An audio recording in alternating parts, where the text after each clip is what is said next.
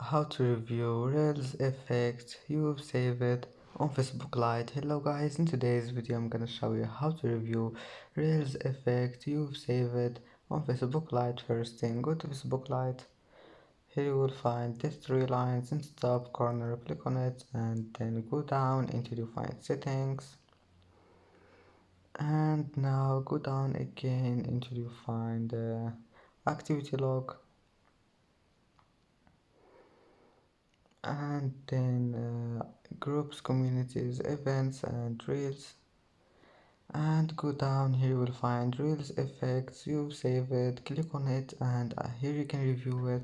And that's it for today's video. If you like this video, please don't forget like and don't forget subscribe, and thank you for watching this video until the end, and see you in the next video.